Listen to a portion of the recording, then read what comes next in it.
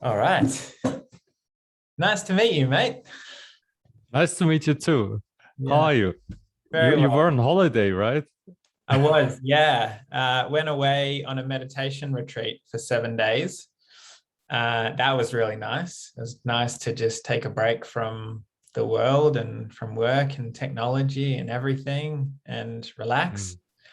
And then we went away for a short trip for 3 days, my wife and I and two friends of ours, down south, so about an hour south of where we live here in Perth, Western Australia, just into the countryside, and stayed in an Airbnb and took the dogs down and just relaxed. It was nice.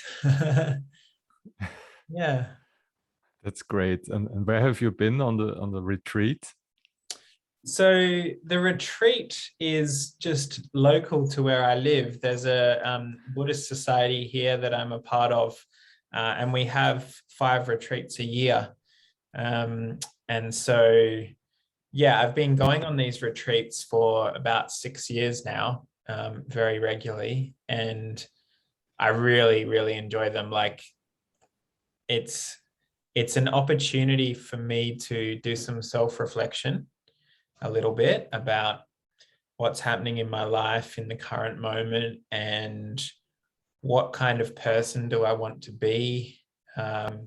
What kind of goals do I have for myself? Um, and really just like a reset of the nervous system and the body and the mind.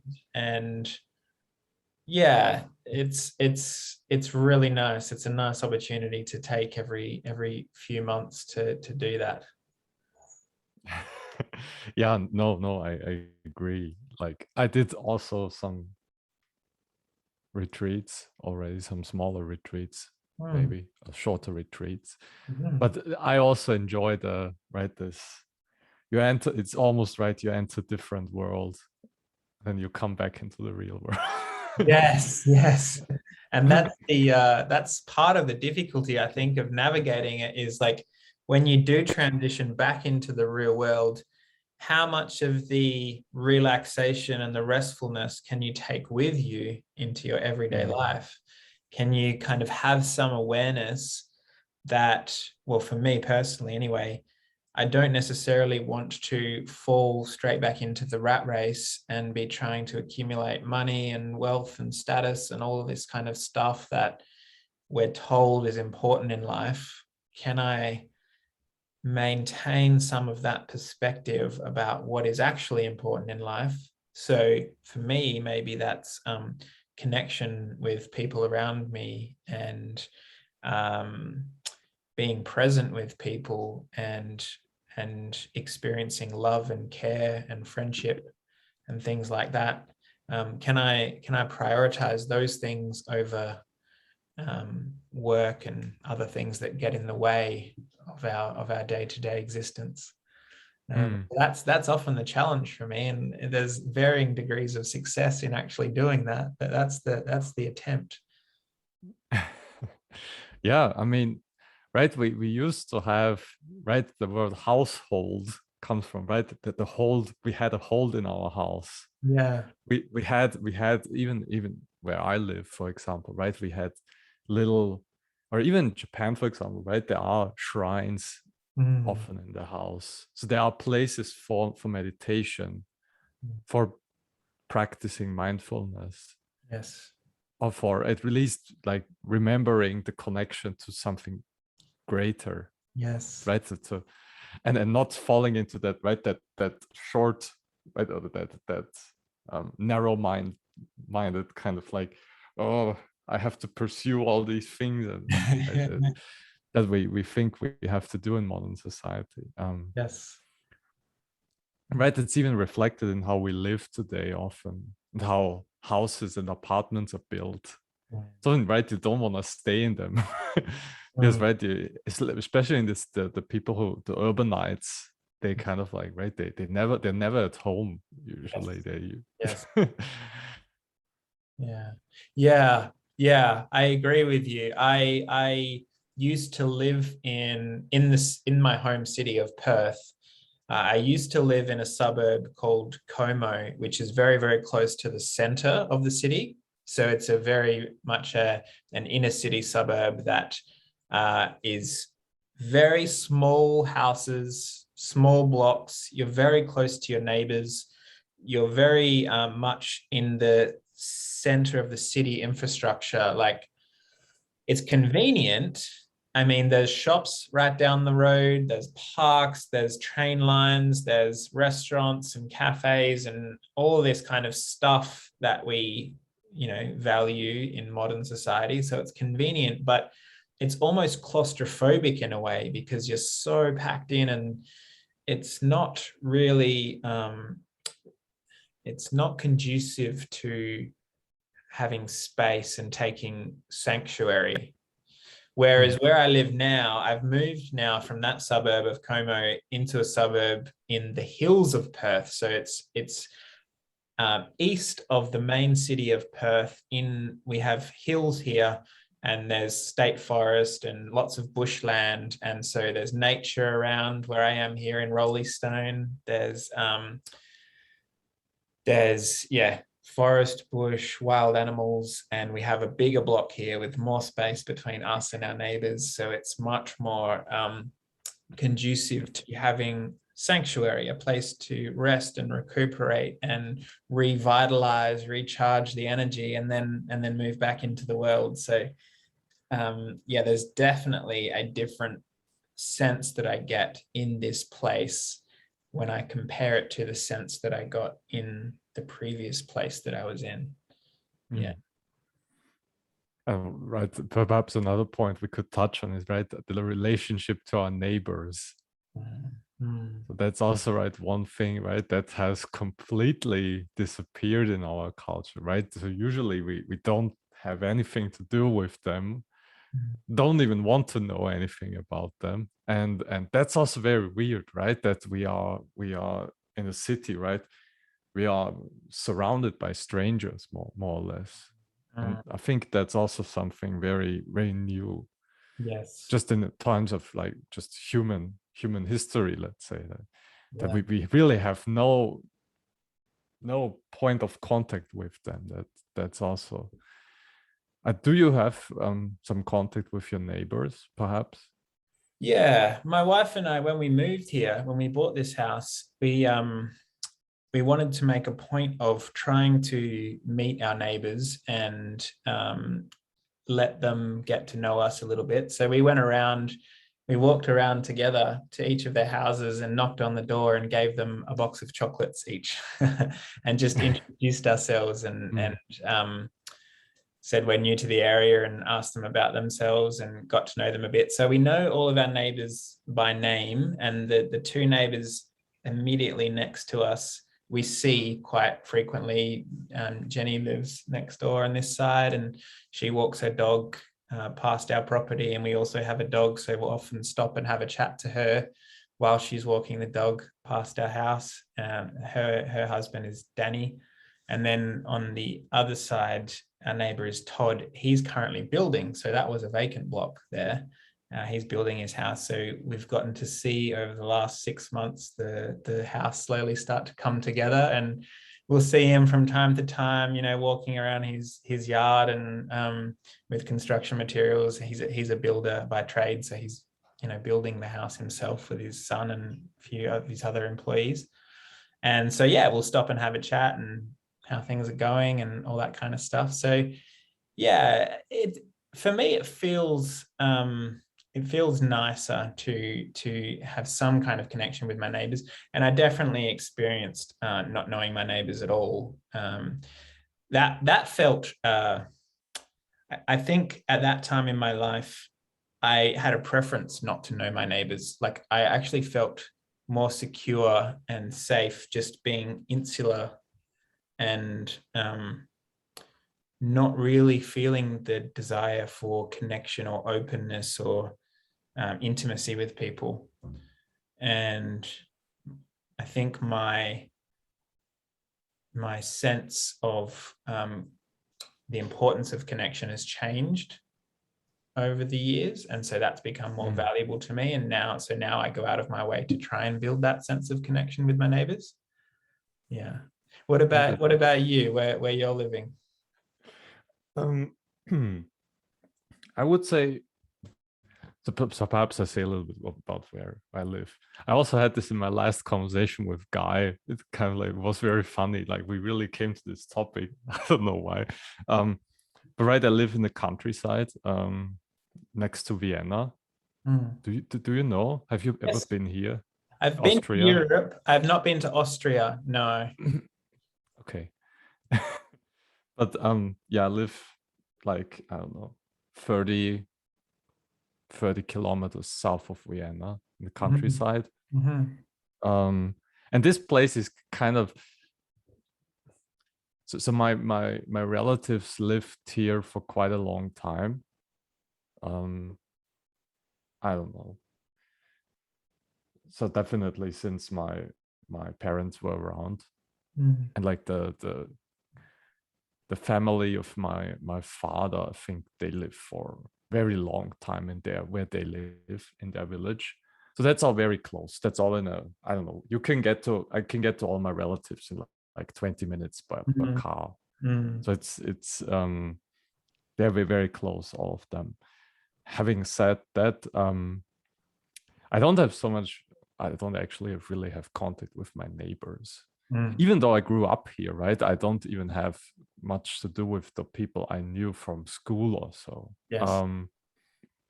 Just more like, you know, I when I was in Japan and these things, and for example, with some of my good friends from then, like when I was there, so in Japan, and then I came back, it was almost right that there was this alienation between us. Like it was, I don't know, it's hard to describe, but there was this feeling of estrangement almost. Like I don't really want to have to do something with them, and they don't want to have anything to do with me. But just because the ways we think about life is so different, I think. So what changed for you while you're in Japan about how you thought about life?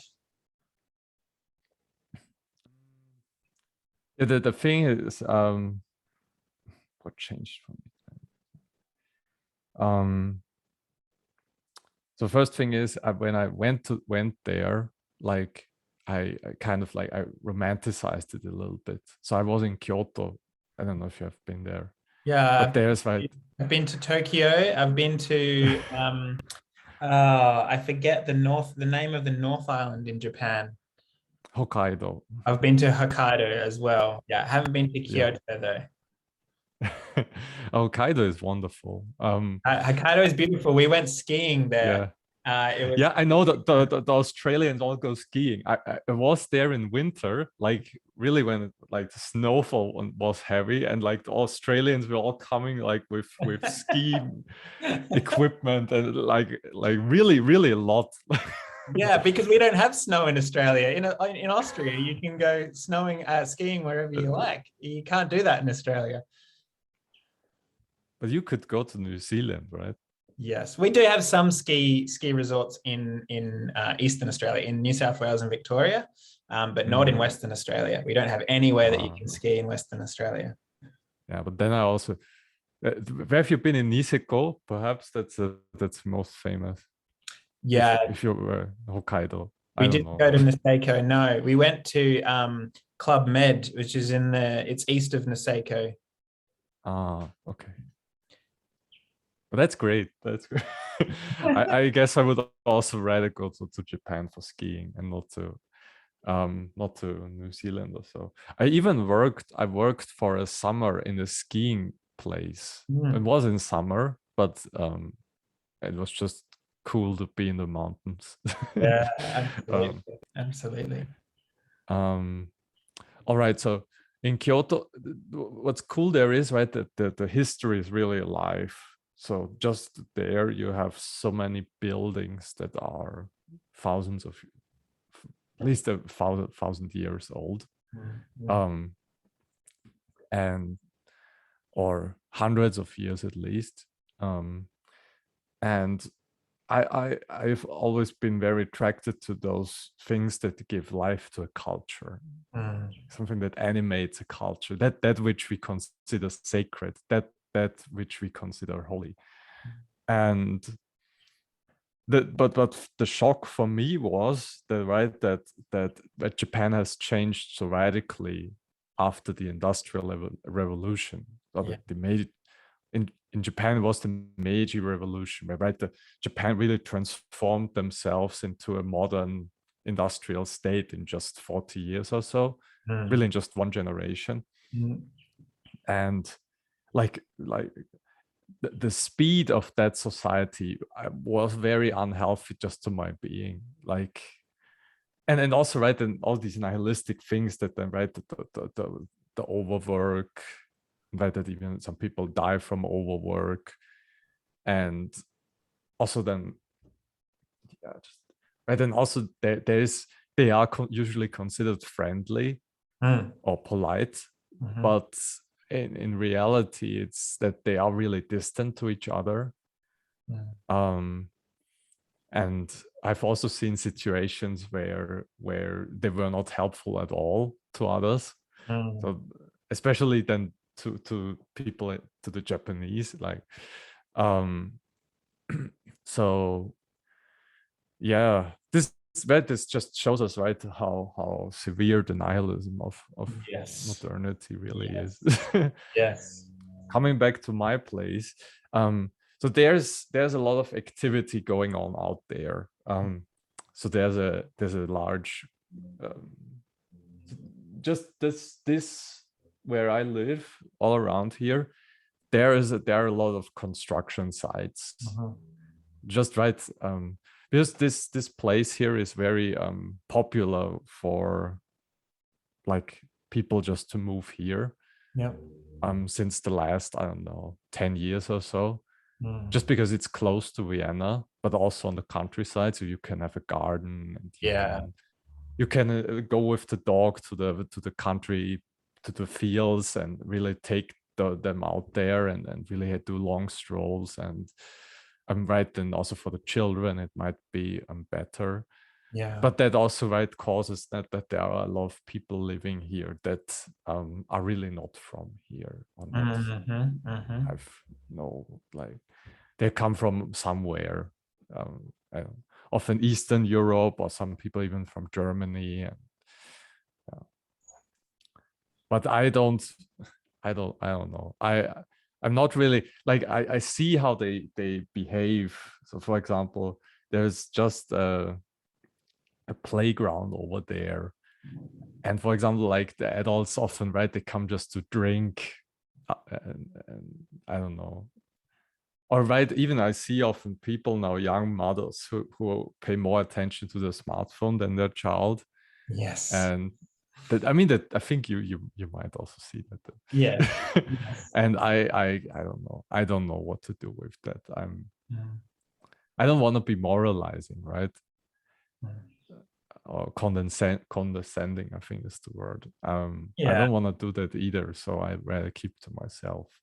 Yeah, well, in Buddhism, they have a very strong notion of acceptance. So starting from a place of acceptance is usually a good place to start from, and accepting that there are young mothers out there that would rather pay attention to their smartphone than to their own child, and that's just the reality of the world we're living in right now. And you can try to do something about that.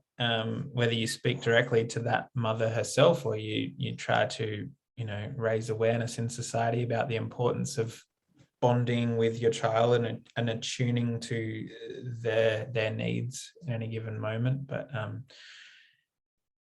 acceptance to me is so important, because if we don't accept first, then we suffer when we see things like this that we I had to learn this.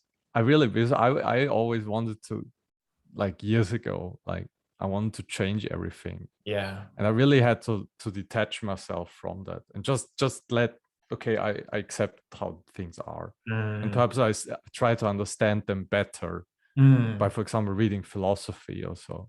Because there are, you can then perhaps then we don't have to be judgmental Yes. about other people, but we can perhaps learn, okay, why is technology the way it is, or Yeah. why is our age the way it is, and then that perhaps helps much more, Yeah. right, than being moral about everything. Like, Yes. I mean, and even today, right, I mean, we have today, and you in Perth, I mean, what I read this week from Perth, right, you don't want to shut down until 2022 or so. So you have, I mean, and just what I read now in right, how people are moralizing that whole discourse to Yes. an extent that's almost unbearable. Yes. Right, instead of, right, you for example, you if you have someone who is perhaps skeptical about all of that, instead of, right, being perhaps more accepting, you just come Mhm. with the moral, Mm. the, Yeah. the hammer. Yeah, it's a And really interesting case study in moralizing the coronavirus. Different opinions around vaccination, the different opinions around yeah, lockdowns, and yeah, it's been fascinating to watch it all unfold. yeah, yeah, and yeah, that is, it's very interesting. Yeah. Yeah, I think public opinion is just starting to change slightly in Perth. Um, since the start of the coronavirus pandemic, we've been very lucky here in Perth. We've only had a few minor outbreaks of coronavirus from time to time for the last 18 months. And every time we've had a few cases start to emerge, we've locked down immediately. And I think we've only been in lockdown for a maximum of a couple of weeks at a time, and then we kind of open back up restrictions, and we've been living relatively free while the rest of the world has had large ranging, very strict lockdown conditions for the whole period of time. We've been able to travel freely inside of our own state and city. We haven't had to wear masks very often. We've been, able to do a lot that the rest of the world hasn't. And we've even watched the eastern states of Australia, in Sydney and Melbourne, have to lock down several times and lock down quite strongly.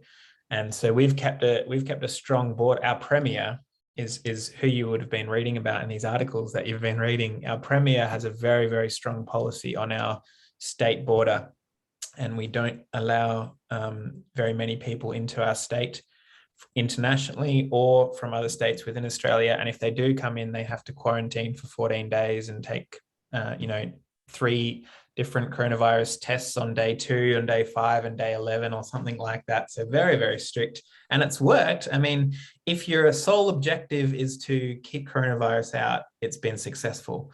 If you have other objectives than that, so if you want to allow international travel, if you want to allow tourism, if you want to allow commerce and logistics, then it hasn't been so successful. And there's been a large impact on business in particular in Western Australia. My wife runs a cleaning business, and a lot of her employees traditionally were overseas students or backpackers or people coming to Australia on a temporary visa and things like that. And that whole workforce is now no longer available to her. So she can't find staff. And so the business has struggled to navigate its way through that.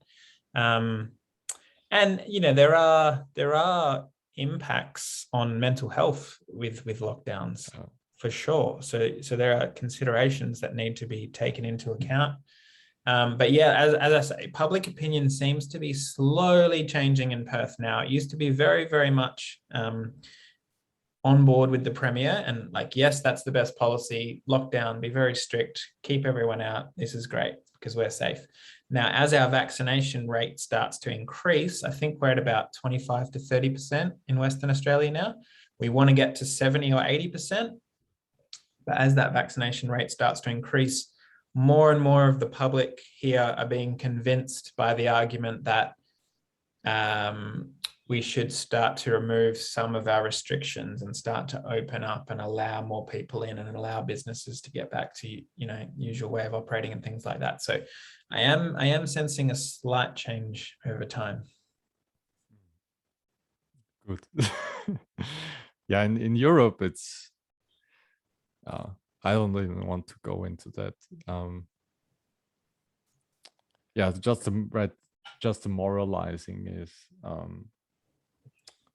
at least worrisome to some extent, right? Yeah. Because we it might be better not to, right, to keep morality out of Yeah. that Yeah. whole game. Yeah, for Right, sure. because right, they have to, even if you then, right, you do something that's, I don't know, a little bit off, then you're just marked as you're non-moral, or might even, some people say, even inhuman or so on. And I think Yeah. they don't even realize how, right, how we should be more mindful with our language there. Well, we are living in an age where technology platforms and social media are so prevalent, and they are so wired for racing to the limbic part of the brain to Yeah, yeah, incite fear or rage or these really strong emotions. And the more that the more that Facebook or YouTube can make you angry or make you fearful, the more you're going to spend time on their platforms and the more they can sell ads to you. So it's in their best interests to make you angry, make you scared. And mm, so, social media amplifies this really, really strong emotion, this really moralistic languaging, because the moralistic language gets amplified and the more balanced, nuanced, careful language gets de-amplified. Like it almost disappears yeah. because it's like, it's not interesting. That's not going to get us ad revenue. So just the structure of the human attention system and how the platforms have tapped into that means that we see more of this stuff more and more often in our daily lives. Definitely, definitely. I really, I have, I've met a friend once, and I was shocked that he was not able to listen. He always had to check his phone, even while Mm, speaking to me. mm, So he was just, right. We were talking, and then after 5 minutes, he was doing just this. It was almost, right, almost as if it was just normal. But I thought this was very disruptive and very strange, right? yes, To that and then you just listen passively, but something's going on in the phone. yes, Um, and I think that's right. That's increasing more and more. yes. And right, we had people. Who was this? I think Jonathan Haidt, right? That social psychologist, you might know him. I do. Yeah. Yeah, he had this, right. He he said that social media and that is so devastating, especially to the psyche of teenage girls. Mm, Um, right, because they can't, for them, right, this social hierarchy thing, that this is so important for teenage girls. mm, And with social media, you just amplify that to an extent that has never been the case before. Plus, right, he said, I think, that usually children, right, they had a retreat zone when they come to their room, or they mm, have a place, at least in their house, where they are just for themselves. mm, And now that's not given anymore, because, right, the smartphone is invading every space and every time that right, we had for ourselves. And now, right, you can't find rest in that sense, and mm, that's very, very detrimental to the mm. psyche of young people.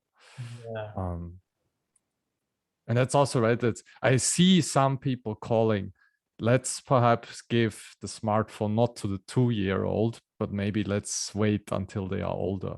Mm, There are some people saying that, but I guess that's a very great minority. mhm, mhm. Yeah. And we not have, right, we are not really sure as a society what we should do about all of this. Yes, absolutely. Yeah. And it remains to be seen exactly what the effects of growing up as a young infant in today's society with the prevalence of technology and having a smartphone in your face from a very, Mm, very young child, what kind of effects that has on the brain long term. I mean, I can't imagine that it's positive, but um, Yeah. Plus, right, we are raising a generation in lockdown and constant fear of a virus. So I don't know. In Austria, like child psychiatries are full. Yeah. Yeah. They are full. Like, and there are much more children that parents that want to give their children to a child psychiatrist, but they are full. There are too little places available Yeah. for therapy, and that also makes me worried, right? Because I think for an adult, perhaps you can have a more critical view of all of that, Yeah. but Yeah. when you're growing up, right, and you're so deeply immersed, especially in the schools where usually they are really enforcing all of Yeah. that, Yeah. those regulations very hard. So that's yeah, also worrisome. My father said this yesterday to me. He said they are forcing all the children to do tests so often. I don't understand the world in which we live in any longer. Yeah. So something like that, and I can, yeah, I can understand it to some extent. I also don't know why they are so harsh to the children. I don't get it quite. Well, Instead yeah. of trying, right, to have the school really as a place where we are we have some normality. That's all. No, don't want that. No, I don't think so. It seems to me that in modernity, if we take modernity as the current time in which we're living, and there is some emergence of post-modernity going Hmm. on, but for the most part, we're living in modernity now, and modernity is all about the individual and the individual's hero's journey and conquest. It's very scientific materialist, and it's very driven by the economy and economic growth and output and productivity and capitalism and entrepreneurialism. They're like staples of modernity as a time period in which we're living. And because everything is geared in that way, everything becomes hyper competitive. So the business environment becomes hyper competitive, and the business environment demands university graduates that graduate with a certain degree of competency and skill set. And so the university environment becomes hyper competitive as well as a result, to churn out the best graduates and become the most prestigious university in the area in which they operate. And the businesses want to be able to pick the best university graduates to come and work for them. And then because the university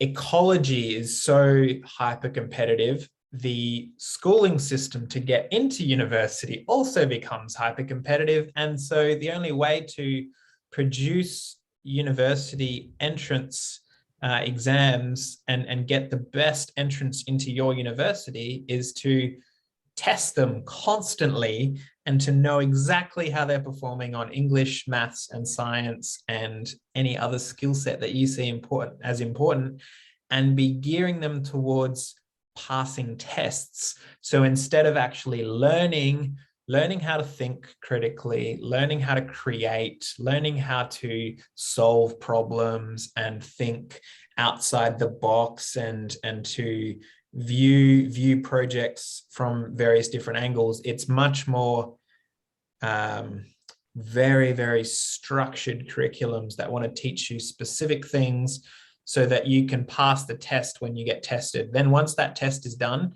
right, we move on from that subject area. Now I want to teach you by rote all of these very specific, very granular things so you can pass the next test. And that's how our schooling system becomes. And there are people in the education space doing very different things. I don't know if you've heard of Steiner schools or Montessori schools. Yeah, I know. Yeah, like independent schools where the child is treated as an individual. They are the center of the educational process. The child's area of interest and passion govern what they do during their school time, and projects are constructed in their area of passion that also by happenstance get them to learn some English, learn some maths, learn some science, because they're necessary to make the project work. And they have much more free time, they have much more time to be creative, and they have a far less emphasis on technology, on smartphones and tablets and things. So I'm going to be having children very soon. My wife and I don't have kids yet, but over the next couple of years, we hopefully will be. And this topic of education has become much more important to me recently because of that. I'm going to have to make a decision as to where to send my kid to school eventually.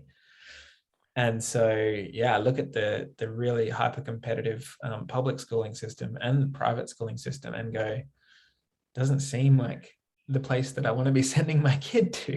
I'd much rather send my kid to an independent school where they get treated like a human being. And the funny thing is, I didn't even mean those tests. I meant the COVID tests. But oh, I completely understood. Right. No, but that was great. That's perhaps a tangent that we can discuss first. That's really interesting and also something I think about quite a lot. So I worked in a kindergarten years ago, and I could see traces from that mindset even coming in there already. Plus, I was shocked. Like most kindergartens have really bad food. Yeah. But that's also one thing, right? So cafeteria food is often really garbage, like really garbage. It's like, and that we even give like the smallest children, we give them also that kind of like industrially produced food that's not very healthy. That's interesting. I heard a study once that were like in Okinawa in Japan, people were capable of, just by tasting or savoring the food, let's say, they knew what was in there. Not scientifically speaking, but kind of like they knew what was good and how they had to create dishes that were nutritious and healthy just by savoring. And then compared to this, like a child that is born today, they cannot savor anything because they are their brains are so reconditioned by sugar, and by industrial chemicals also that are used in food production. And there was an experiment that so I took a food class in Kyoto with a professor for food studies, and he said that they did a study, and young Japanese children also, most of them, they just this variety of what you could savor just shrunk down. And yeah, that's the effect of. So that's also one thing, right? Because in most schools you just have bad food. I know that in some of those schools that you mentioned, they cook it with the children, which I think is even better, because then the children see and learn, right, how difficult and how much time it takes, right, to actually cook a meal. But right, they don't do this in most institutions, right, because you don't have time for it, or even the regulations don't allow for it, right, because cooking is dangerous. You have knives and things, and but I know from my own, just looking or watching my grandmother or my mother cooking things or baking things, that's just so much fun as a child, right? Absolutely. Okay, so this is like in my so we often talk about, right, I don't know if you have ever seen the Johannes I've seen his video YouTube channel a little bit, but his professor from Italy, so he's about Ivo De Gennaro. He's about the philosophy of economics, but he comes from it from a completely different angle. So what he and Johannes kind of like note all the time is that we don't have a measure of sufficiency. this has a lot to do with modernity and the nihilism of modernity. So then the Nietzschean will to power, or the Heideggerian will to will, they are now coming right to the fore. And that's what you describe with the hyper competitiveness. Yeah. This is like you just compete and compete and compete, and you work and work and work, but you don't know when to stop. Yes. You don't know when it's you don't, because we don't have that anymore any longer in our culture. We don't know when to stop. And right, even the smartphone kind of like steps into these circuits, and they all make us addicts in a sense. We don't know how long it is sufficient to do, like to play a game or to use a certain app or to do all the things that we do on the computer or on the smartphone. And right, that comes even then to schooling, and this comes to university, right? How much knowledge is sufficient? How much, right? What should you really know? And this is really right. And then this even right. I had Latin in school, and this thing that for example, what relationship do we also have to our past, to religion, to ancient languages? Because right, that's also right. That's also something that's usually seen as useless for modern policymakers, let's say. So, but they would say this idea, even that right, we start from the premise of work that is very deeply manifested in modern minds. We start with work, and when we are finished with work, we have free time. So Johannes and De Gennaro would turn this around and say, no, we have to start from skole, which is the same, right? School comes from skole. And Johannes would translate skole, for example, as measure of sufficiency. So skole is a play space time where we learn to be sufficient, to rest in ourselves. And the funny thing, what then also comes to the fore is, right, we have freedom to time, to ourselves, to our neighbors, to the world around us. So right, because in all that hyper competitiveness, you never have freedom. Yes. That's I think what's really at stake, right? Because you're never allowed to show you yourself. You're always treated a resource, right? A human resource for some will to power that wants to empower itself. Yes. Now, I think like a counter argument to that would be, right, but the story of progress has enabled us with things, right, that we had never seen before, and there's really a crux that there's really, right, because we believe in that progress narrative. So that's also something that Gennaro, for example, notes. He quotes Nietzsche here, who says, "I don't believe in economic optimism." Because for Nietzsche, for example, right, it was always what he has seen was the last man, so to say, that we're not becoming greater human beings, but we're rather becoming more ignorant. Becoming more narrow-minded. We become more superficial. It's not that, right? He challenged this thesis that progress or economic optimism would inevitably, right, almost naturally lead to a better human being. And right, I think we see that that's not really the case.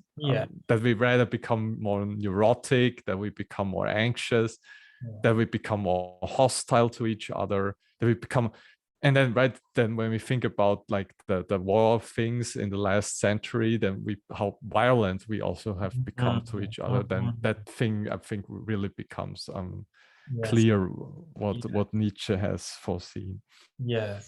Yeah. um, Yeah. and I think we need to recultivate that sense of sufficiency, right? Because then we can never find a rest, can Yes. never rest in ourselves. Yeah. And if everything's geared towards competition, I I just don't see this as a viable option. Yeah, no, I 100% agree. I really like that. That was really cool because I haven't heard it said that way before. Yeah, so what I'm hearing from you is like we've lost this sense of sufficiency, and so we're just doing more and more and more, not from a conscious place, but just because that's how we're geared in this modern system. We don't have a strong sense of sufficiency. We don't know when to stop. And the economic optimism argument that if we just keep working hard enough, eventually we'll create utopia through economic Yes, progress is yes. just complete bullshit. And I 100% agree that, to me, that's complete bullshit. And that what that level of sufficiency is becomes a very interesting point, because I've seen graphs presented before where uh, they would measure household income versus happiness. And household income and happiness are often very tightly correlated up to a certain income per year. And in Australia, in the modern times, it's around $75,000 per year, either for an individual or a household. It might be an individual, $75,000 per year.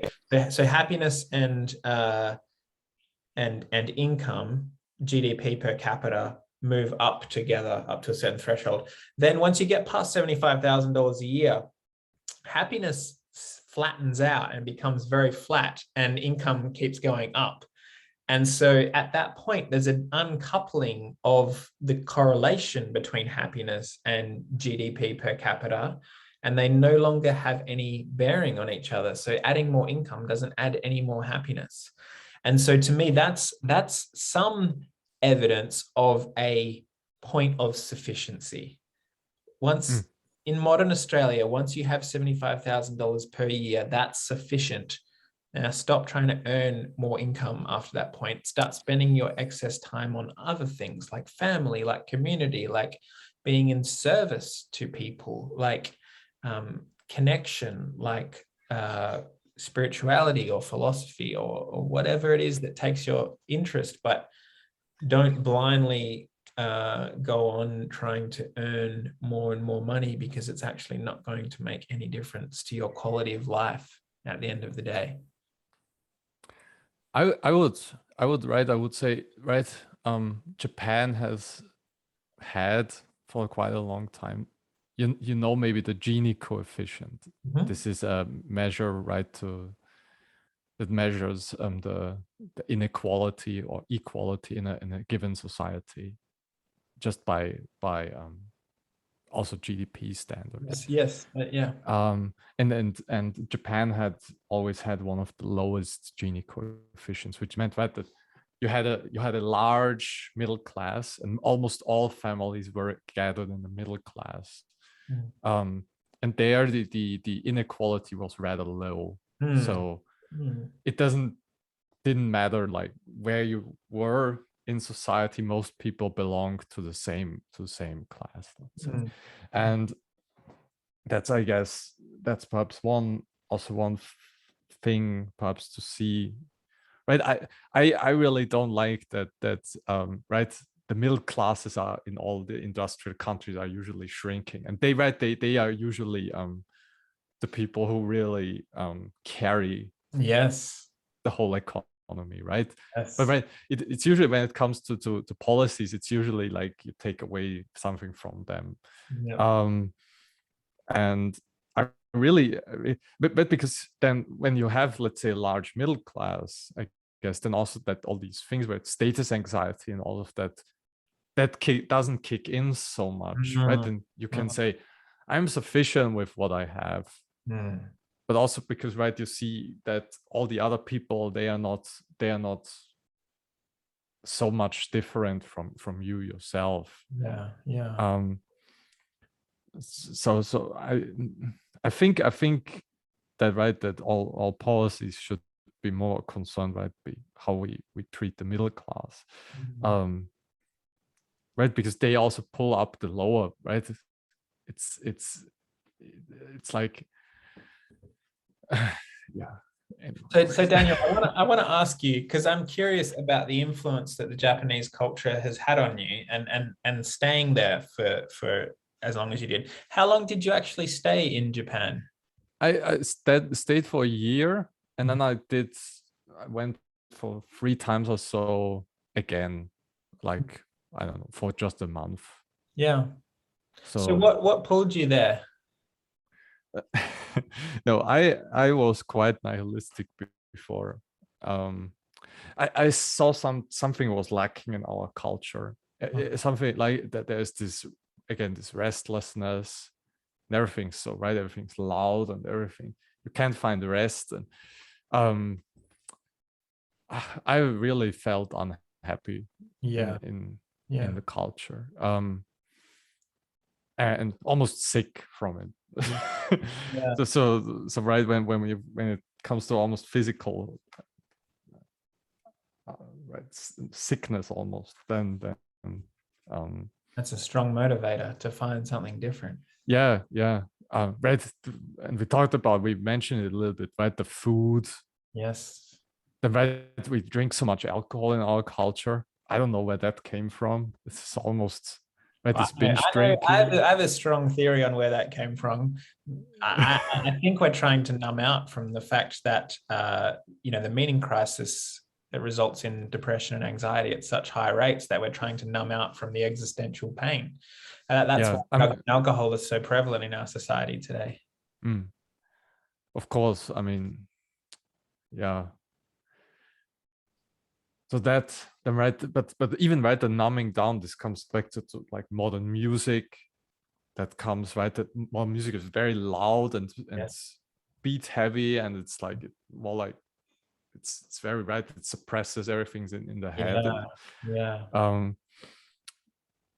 anyways, so I thought, okay, I have to see if so I read then a few books about South Asia, and I had the kind of, or East Asia, and it seemed to me that this, right, this leisure was still more alive, at least in Asia, Mm.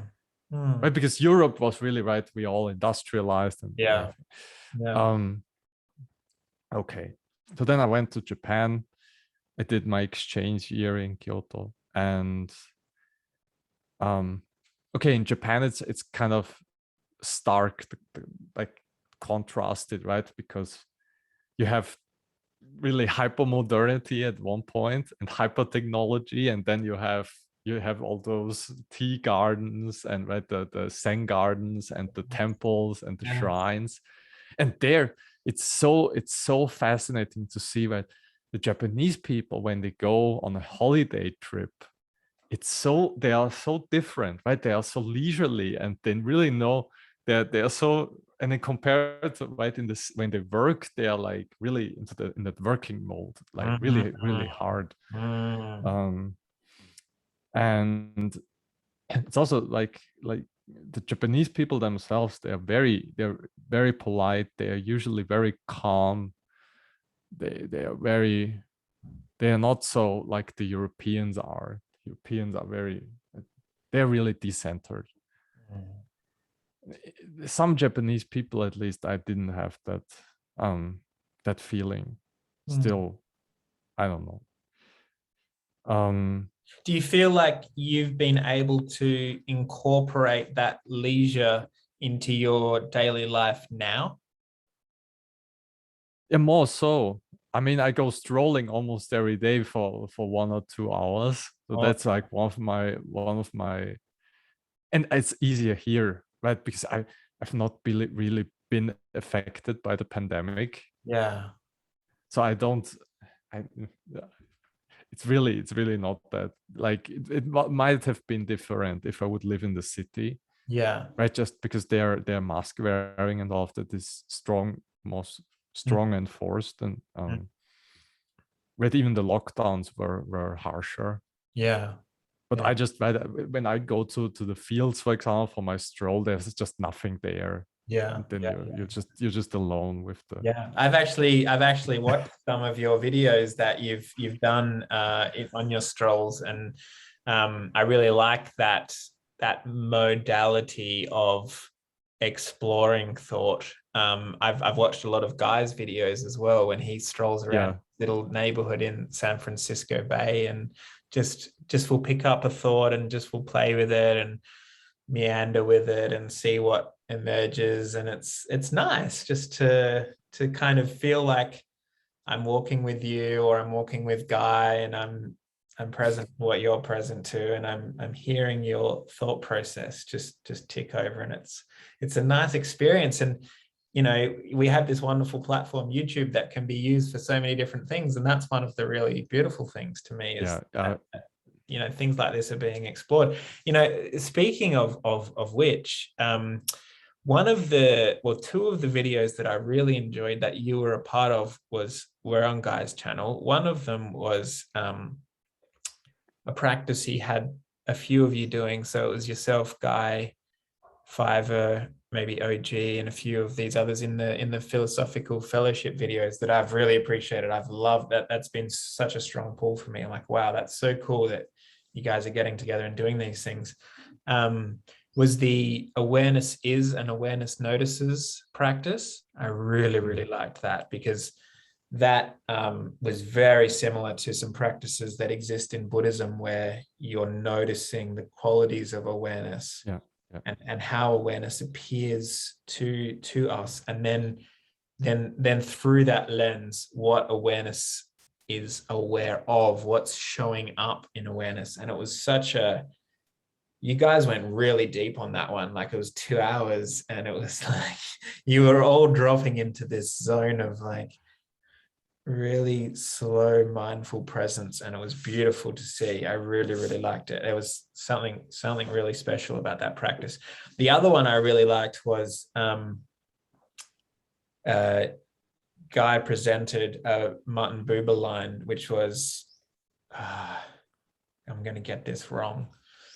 It was about when two people, I think the surge of God or so. Yes, it was when two people relate authentically and humanly to each other. Yeah. God is the energy that surges between them.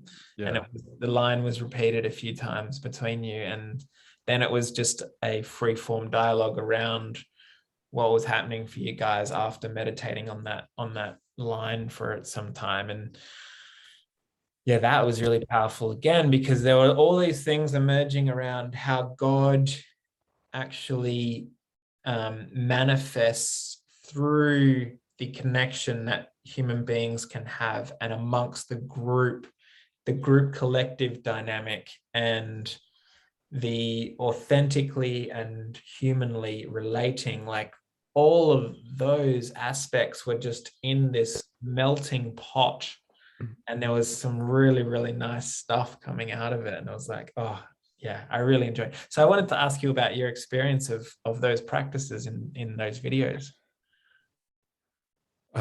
Yeah, I might talk about the Dialogos seminar, because there with John and Chris and Guy, because there we really intensified all of that even more.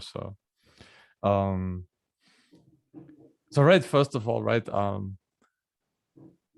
how did this come about? Let me think. Guy, right? I think Guy saw the philosophical fellowship, and then he just asked a few of us who were doing this. So, and he knew that we were interested.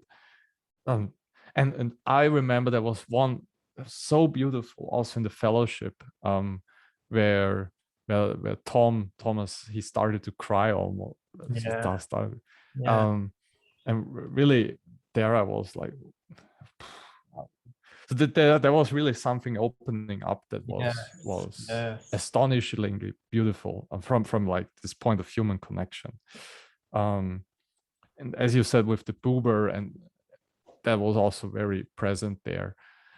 So, but in the Dialogos course, I did it with people I had never seen before. Yes, yes. And the funny thing is, like, after those, I don't know, 11 hours or so of practice, on these 2 days, all groups said that they had reached intimacy and connection. All groups, I think all groups said that the experience was overwhelmingly positive. So what we did in there was, first we did meditation, I think, if I'm not, yeah. Then we did this what John has this, right, going through the realms of reality, like the layers of reality, right, with the Neoplatonic stuff, psyche, physis, right, hypnosis. Maybe you've seen it. Going through all these levels. Then we did circling, really with the people from Guy. So, and there I think he also has just this awareness notices thing. So when we started that, it was just, right, we look at each other and then we say, like, what's going on? Like, I noticed this, I noticed that. I imagine you are that kind of person, those things, right? And really going into that, really trying also to expand that, right? Like, what's going on? What do I feel? And then on the next day, we did the philosophical fellowship, and we did the dialectic into dialogos. That's also very powerful. Then we just have a virtue, and then we say what this virtue is. Just a very, right, definition that you come up with. For example, friendship is this and that. And then we try to, by a very careful process of educing and asking questions and being considerate of the other person, we try to get out as much as possible from the other person. And then we go around and repeat that with each person. Just right to have that almost platonic enactment of the dialogos. Yeah. And that was also really beautiful and really cool. So, and then the awareness notices was, Guy came up with this. We just did it once, actually. And this was also very, right, this was so cool, right? Because even though I thought we would have to do this, like when we are on a retreat, we would have to do this like each day after we are finished with the practice, and then just see how deep we would come. So let's say after a week of meditation in the retreat, what awareness is noticing then? I think that would be so beautiful and so deep. It would, because I know what it's like after a week-long retreat, and I know how deep awareness goes. There you come to levels of awareness that are so. And the thing is, we had a very beautiful practice, and we didn't just, we meditated for 5 or 10 minutes before that, and it was so nice even then.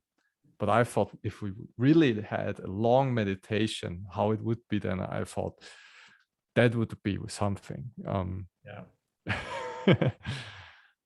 But no, these practices are really cool, and I really enjoy them. And yeah, it's right that you're right that YouTube can bring us together in this way. It's really one of the positive things of the internet. It is. So these practices are really powerful, and I know that these practices are super powerful because, I practice similar things myself in my own spiritual community, and they take us to these profound places of intimacy and connection and insight into ourselves and our own process and the depths of our psyche, and things that we don't have access to on our everyday operating level. And it's really beautiful, some of the things you can experience in these spaces. My curiosity then goes to, similar to the question I asked you earlier, which was, have you been able to incorporate this leisure into your day-to-day life? My curiosity is, how can we take those spaces that we find, those deep, deep awareness levels and the deep intimacy and connection we can find with our fellow human beings, and bring that into the marketplace, bring that into our everyday life? Because to me, it doesn't seem enough to go away and do retreats and find these places and then come back and just go into our ordinary life. Like, the practice has to have a transformational effect on who we are as a person. It has to fundamentally alter us from the inside out if it has to have any substantial long-term meaning to me. Anyway, this is my opinion. And yeah, I wonder how we can do that. I don't have the answer, but I wonder how we can do that. That I would also have to think. So right, the first thing I would say is, right, we need more, right, but we need spaces to pray and to practice and to meditate. Like I think the ancient houses or ancient households had them in every house. Like, so we have right, and that's even, that ties back to what I said before with Jonathan Haidt and children, right? Children need a place for themselves. Yeah. And yeah. even if it's not in their own house, then usually, right, they find a place in nature they like, or so. They find somewhere else in the neighborhood where they can, right, they have or like, I don't know, a tree house or Yeah. so. But Yeah. they need a place for themselves. It's very, very important. And I think we too, each one of us needs a place where we can really go back and practice that. Just try to recenter. Yes. Right? It's because, I mean, the marketplace is in itself very disorienting and very, right, everything's stressful, but that could also be just in your family, right? Could happen, right? I don't know, someone's dying, someone has an accident, someone becomes sick. Then you also, right, you want to have a place for yourself, so you can, right, you can come to terms with yourself, notice, okay, what's going on now with me? What do I feel? How do I react to all of that? Just right, to accept all the things that are going on in yourself. That's important, right? So that would be, I think, the first thing, that we need much more rooms in our neighborhoods and in our houses to find leisure, to read, right, to maybe in John's language, right, so where we can center back. We can find this position where we can rest and find sufficiency, at least for a time. Then in the marketplace, right, I mean, I think, right, because we have built the modern economy on the wrong premises. I don't even know how a leisurely economy would look like. I have no idea. I know that so a leisurely economy would be one thing, but how about just an aware economy or a conscious economy? Yeah. So right, for example, I know that in Bhutan, right, in the kingdom, in the Himalaya, they have this happiness policy, right? Gross national happiness is their main yeah. It's a gross domestic product. So that's right. That would be one idea I have. And then, right, it often comes also to, right, the way we consume, for example, right? Because I mean, I watched this documentary in high school where they showed us in this documentary, right, that before, like, bread, for example, comes into the supermarket, like half of the bread is already thrown away just in the production process. So, and then, right, people consume usually more than they actually eat or drink. But right, if we would have a measure of sufficiency, then then that would not be such a problem, because then we would not buy too much. But a whole attitude to consumption and to what it means to, right, to buy something or to have something, I think all of that would change so radically. Right, because that's then reinforced also by the market, right? If we have higher needs, and today is also where we create even desires, we fabricate desires, that we, with marketing and everything and advertisement. So that's then even the next thing. So right, we so if we would have a measure of sufficiency, then right, we would not fall into these circuits in a sense. And then I think then businesses and that all of that would look maybe very different. So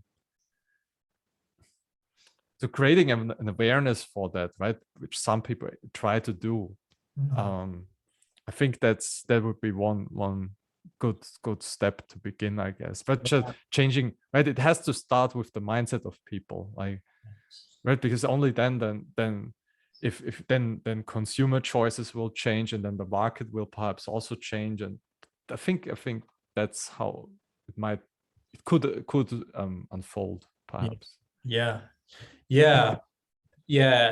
It's interesting the way you tried to answer that question, because it's like conceptualizing the structures and the measures that we would need to almost incentivize that kind of conscious marketplace, let's call it. And I think for a society-wide transformation, we would need structures, and we would need institutions and measurements to, because what you measure grows, right? If you're measuring economic productivity and economic output, then that's where the focus goes, and that's what we try to achieve. If you're measuring happiness and leisure and relaxation, then those things will flourish, because that's where we're putting our attention. And for me, over the last 6 years, let's say, of being involved in the spiritual community I'm involved in, it has been a practice of attempting to be in the marketplace while being conscious, while being present, while being aware, while being relationally sensitive.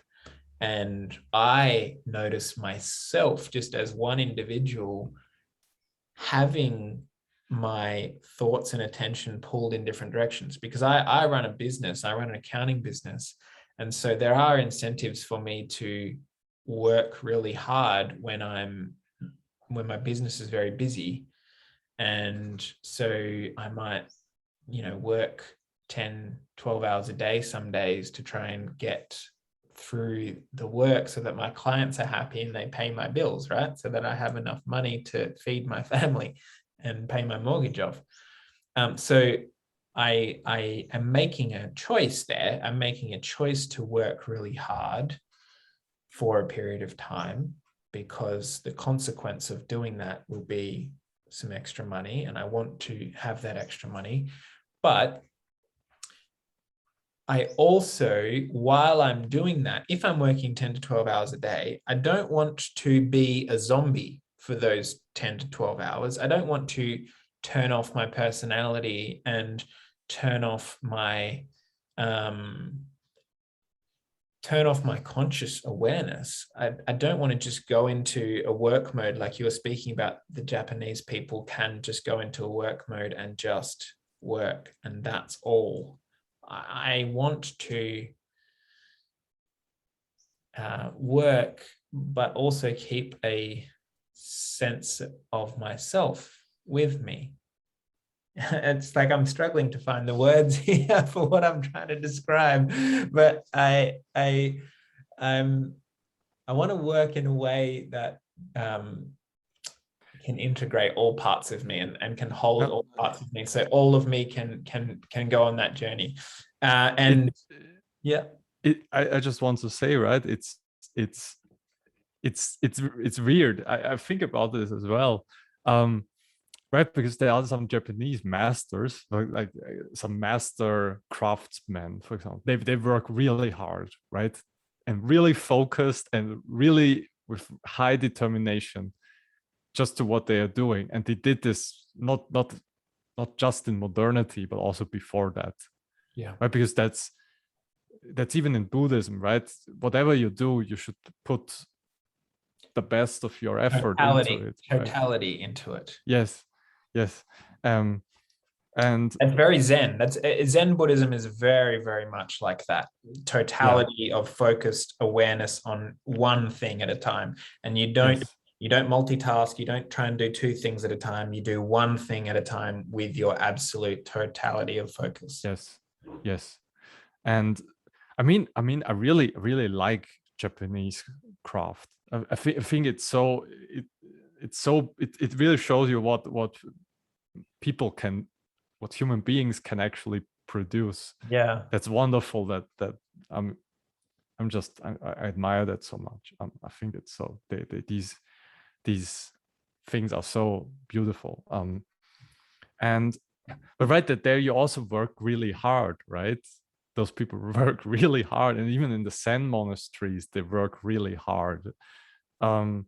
So, but right, there's really like it's almost as if, right, that the leisure and the work, they go hand in hand. And then right, because we shouldn't fall into this false mindset that leisure then just means that we are lying on the beach all the time. Yes, 100%. Yes, 100%. They should be integrated. Yes, they should be integrated, right? Yes. And then the thing is, in modern economy, right?